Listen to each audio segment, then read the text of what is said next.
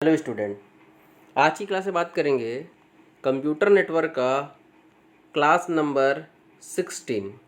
ये लेक्चर 16 है हमारा, जिसमें बात करेंगे एनालॉग एंड डिजिटल सिग्नल के बारे में।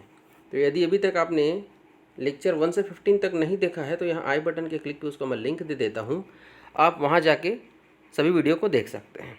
तो चलिए स्टार्ट करते हैं आज की क्लास।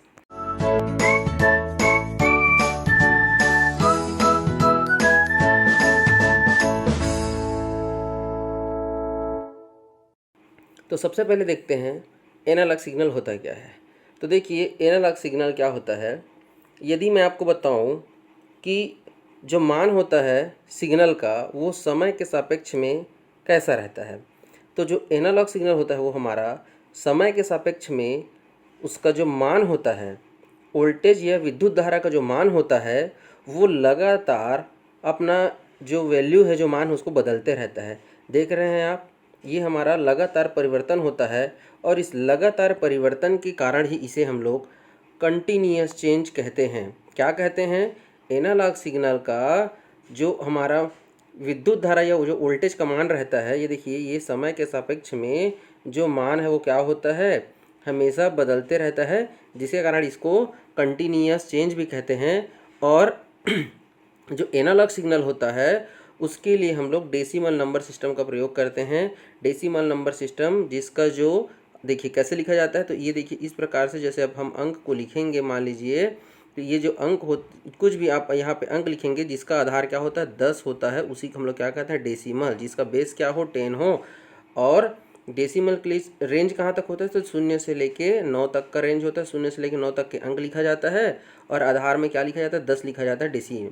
और हम यदि ये कहें कि एनालॉग सिग्नल में वोल्टेज या विद्युत धारा का जो मान होता है वो समय के सापेक्ष में कितना रहता है, तो हम ये नहीं बता सकते। एक निश्चित कोई वैल्यू नहीं होती है, हमेशा बदलते रहता है, कम ज़्यादा होते रहता है, बट कितना होगा हम नहीं कह सकते। बट डिजिटल के केस में फिक्स होता है। तो मैं जब डिजिटल अभी शुरू कर रहा हूँ, देखिए तो डिजिटल सिग्नल होता है, ये देखिए डिजिटल सिग्नल का मान क्या होता है, कभी हाई होता है कभी लो होता है, या हम इसको कहें ऑन या ऑफ होता है, या इसी को हम कहें ऑन मतलब 1 और ऑफ मतलब 0। जैसे एक उदाहरण के तौर पे समझिए कि जो जो आपका जो स्विच होता है ना, बटन होता है जी, जैसे फ़ैन का बटन है मान लीजिए, तो जब वो ऑन होता है तो आपका फ़ैन चलने लगता है और ऑफ होता है तो पूरा पूरा बंद हो जाता है। ऐसा होता है क्या कि बीच में से हम होल्ड करके रख दें तो पंखा थोड़ा चलेगा थोड़ा बंद रहेगा, ऐसे नहीं होता है नहीं। तो उसी प्रकार से डिजिटल सिग्नल का जो वैल्यू होता है या तो वो हाई रहेगा मतलब ऑन रहेगा, या 1 रहेगा। बोलिए हाई कहिए, ऑन कहिए, या 1 कहिए, या लो कहिए, ऑफ कहिए, या फिर 0 कहिए। ठीक है, तो इसमें क्या होता है, तो ये एनालॉग सिग्नल के अपोजिट होता है। कैसे? देखिए मैं इस टर्म पे बोल रहा हूँ कि जो वोल्टेज या जो विद्युत धारा का जो मान होता है ना, उसका केवल और केवल 2 स्तर होता है। या तो वो क्या रहेगा, ऑन रहेगा या ऑफ रहेगा, या हाई रहेगा या लो रहेगा, या 1 रहेगा या 0 रहेगा। ठीक है। और यदि बात करें एनालॉग सिग्नल से कंपेयर करते हुए, तो उसका मान हमेशा क्या होता था, बदलते रहता था। ये हमेशा बदलते रहता था समय के सापेक्ष। बट डिजिटल सिग्नल के केस में ऐसा नहीं होता है। ये समय के साथ बदलने के बजाय वो अचानक कभी भी किसी स्थिति में क्या होता है, वो परिवर्तन होता है। ठीक है, ये तो हाई होता है या फिर लो होता है, ये होता है हमारा डिजिटल सिग्नल। तो जब कंटिन्यूअस बदल रहा था एनालॉग सिग्नल तो उसको हम लोग कंटिन्यूअस चेंज कह रहे थे। बट डिजिटल सिग्नल क्या होता है, अचानक बदलाव होता है। और इस अचानक बदलाव के कारण इसको हम लोग क्या कहते हैं, डिस्क्रीट चेंज कहते हैं। डिस्क्रीट मतलब कभी कभार अचानक। ठीक है, इसी प्रकार से एनालॉग सिग्नल के लिए हम कौन सा नंबर सिस्टम यूज़ कर रहे थे, वेरी गुड, डेसिमल, जिसका बेस क्या होता है 10 होता है और जो वैल्यू का रेंज होता है वो 0 से लेकर 9 तक होता है। और हम डिजिटल सिग्नल के लिए यूज़ करते हैं वो कौन सा नंबर सिस्टम है, बाइनरी नंबर सिस्टम। बाइनरी मतलब जिसका घात हमेशा हमारा जो आधार होता है वो क्या होता है, हमारा 2 होता है, और जो वैल्यू होता है वो या होता है 0 या फिर होता है वो 1। ठीक है क्या? अधिकतम वैल्यू 1 हो सकता है और न्यूनतम वैल्यू 0 हो सकता है। ये तो हम फिक्स कह सकते हैं, बट एनालॉग के केस में आप फिक्स नहीं बता सकते कि वैल्यू कितनी होगी। ठीक है, और इसके लिए हम लोग क्या यूज़ करते हैं, इसको हम लोग बीट कहते हैं, 0 बीट या 1 बीट कहते हैं। क्लियर है क्या? तो ये हो गया एनालॉग और डिजिटल।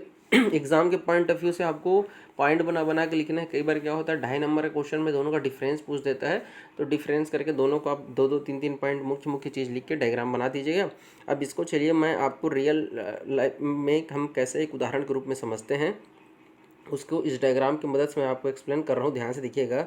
सपोज़ करिए आप माइक्रोफोन की मदद से आप मान लीजिए आप गाना गा रहे हैं ये कुछ अनाउंसमेंट कर रहे हैं, तो आप जो चीज़ें बोलते हैं ना वो एक एनालॉग सिग्नल होता है। और ये जो है हमारा क्या है, ये ऑडियो इंटरफेस है। इसको आप ऑडियो इंटरफेस समझ लीजिए या MIDI इंटरफेस। तो जो MIDI है उसको कहते हैं हम लोग म्यूज़िक इंस्ट्रूमेंट डिजिटल इंटरफेस। देखिए क्या है, जैसे आप लोगों ने ऑर्केस्ट्रा वगैरह देखा होगा, आप सिंगर हैं, आप गाना गा रहे हैं, वो ऑडियो सिग्नल जाएगा।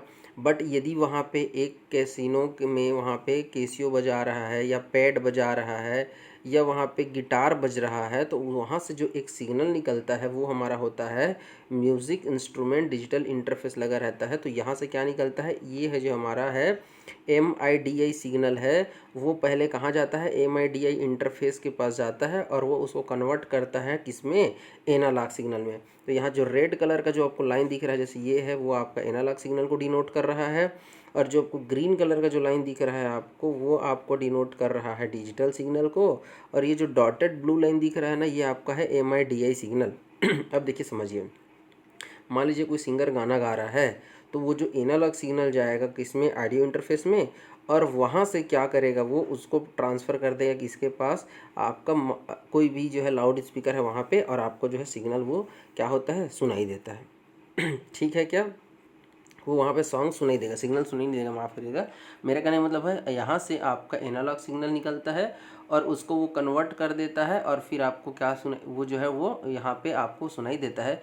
उसी प्रकार से आप यदि माइक्रोफोन में कुछ भी सॉन्ग जो है रिकॉर्ड कर रहे हैं या गा रहे हैं, तो वो क्या होगा, ये तो आप स्पीकर के थ्रू सुनेंगे या फिर आप इसके थ्रू सुनेंगे, एक हमारा हेडफोन या हमारा जो है ईयरफोन के थ्रू आप गाना सुन रहे हैं। ठीक है, अब देखिए डिजिटल सिग्नल कैसे है।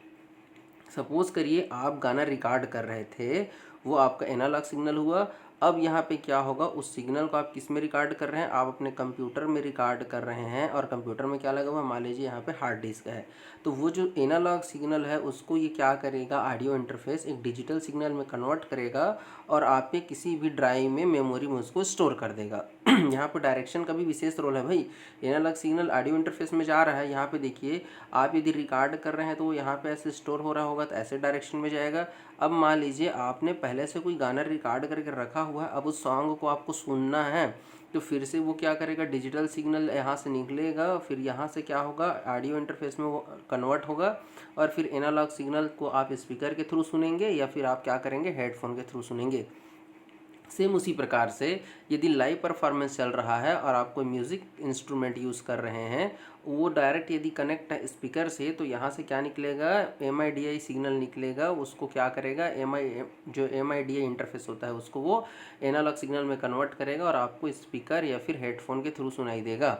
हाँ, और आप ऐसा भी कर सकते हैं, यदि यहाँ से कोई सिग्नल निकल रहा है तो आप उसको क्या कर लीजिए, यहाँ पे स्टोर कर लीजिए और भविष्य में कभी भी उसको यूज़ कर लीजिए। तब आप समझ रहे हैं क्या, तो देखिए होता क्या है समझिएगा। हो सकता है कि आपका आवाज़ कम ज़्यादा हो, इस प्रकार से भी आप समझ सकते हैं। बट या तो वो रिकॉर्ड होगा तो वो 100% आपका क्या होगा, रिकॉर्ड होगा, या फिर नहीं होगा तो वो रिकॉर्ड नहीं होगा। इसीलिए ये तो 0 होता है या 1 होता है डिजिटल सिग्नल। बाइनरी सिग्नल में लगातार परिवर्तन होता है, जबकि इसमें कभी कभार परिवर्तन होता है। ठीक है, इसके अलावा एक और चीज़ होता है, बैंडविड्थ होता है, जो आपका इसी का ही कंटिन्यू एक टॉपिक है, उसको भी देख लेते हैं। हालांकि एनालॉग सिग्नल से अलग टॉपिक है, बैंडविड्थ है आपके सिलेबस में। तो देखिए बैंडविड्थ होता क्या है। सपोज़ करिए ये आपका कंप्यूटर है, कोई भी एक कंप्यूटिंग डिवाइस है जिसमें कोई डेटा रखा हुआ है और आप उस डेटा को ट्रांसफ़र करना चाहते हैं किसी अन्य कंप्यूटर में। उसके लिए आपको क्या चाहिए, इंटरनेट चाहिए। और इंटरनेट के लिए हमको चाहिए ISP server, internet service provider. ISP का फुल फॉर्म क्या होता है, इंटरनेट सर्विस प्रोवाइडर। तो आप देखिएगा, आप लोग के मोबाइल के ऊपर में जहाँ पे सिग्नल बना रहता है ऐसे, वहाँ पे बहुत सारे फ़ोन में देखिएगा आपका नेट का स्पीड भी वहाँ पे बताता है। ये सेटिंग रहता है, यदि आपने ऑन करके रखा होगा तो वहाँ पे kbps mbps में आपको स्पीड बताता है। नहीं है तो आप ऑन करके देखिएगा, तो वो जो नेट की आपकी स्पीड रहती है, जिस स्पीड से आप डेटा को ट्रांसफ़र करते हैं या रिसीव करते हैं, वो हमारा होता है आपके कंप्यूटर में जो इंटरनेट कनेक्ट है उसकी स्पीड को नापने की एक इकाई होती है, बैंडविड्थ। क्लियर है क्या। तो बैंडविड्थ क्या है, ट्रांसमिशन की क्षमता, संचार माध्यम की क्षमता को मापने की एक इकाई होती है। इसी के माध्यम से आप क्या करते हैं, इसको नापते हैं। क्लियर है क्या। दूसरा पॉइंट देखिए, बैंडविड्थ से ये पता लगाया जा सकता है कि एक निश्चित समय में आप कितनी मात्रा में डेटा ट्रांसफ़र कर सकते हैं। मतलब आपकी स्पीड हो सकता है बाइट में हो सकता है आपका स्पीड किलोबाइट में है, और हो सकता है आपका एमबी में हो, जीबी में हो, टीबी में हो। मतलब कोई भी एक इकाई होगा जितनी मात्रा में डेटा को आप क्या कर सकते हैं, डेटा या इन्फॉर्मेशन को एक माध्यम से दूसरे माध्यम में आप भेज सकते हैं। देखिए कैसे लिखा जाता है इसकी इकाई को लिखा जाता है, जैसे देखिए 60 MBps, या लिखा रहता है 1 Gbps लिखा रहेगा, या 1 Mbps लिखा रहेगा। इसका तात्पर्य है कि आप 1 MB, जैसे देखिए इसका मतलब होगा कि आप 60 MB का जो डेटा है उसको आप 1 सेकंड में, प्रति सेकंड मतलब प्रत्येक सेकंड में आप 60 मिलियन बिट्स, देखिए अगर हम बिट्स के फॉर्म में कहें तो एम मतलब वहाँ पे मिलियन होता है, मिलियन बिट्स होता है, KBPS मतलब किलोबाइट होता है। तो आप प्रति सेकंड 60 मिलियन बिट्स का डेटा को ट्रांसफ़र कर सकते हैं। यही जो है इस चीज़ को डिनोट करता है। ठीक है क्या? अब जैसे जो आपका बैंडविड्थ फिक्स हो गया, जैसे 60 MB की स्पीड से आप भेज सकते हो, तो आप उस निश्चित मात्रा में आप किसी भी प्रकार का डेटा को ट्रांसफ़र कर सकते हैं। हो सकता है वो डेटा आपका एक वीडियो फाइल हो, ऑडियो फाइल हो, इमेज हो, या कोई डॉक्यूमेंट फाइल हो। ठीक है क्या? तो उम्मीद करता हूँ आपको लेकर समझ में आया होगा। अच्छा लगा होगा तो लाइक करिए, कमेंट करिए, और चैनल को सब्सक्राइब कर लीजिए यदि आप फर्स्ट टाइम विजिट कर रहे हैं। तो वीडियो देखने के लिए बहुत बहुत धन्यवाद। जय हिंद, जय भारत।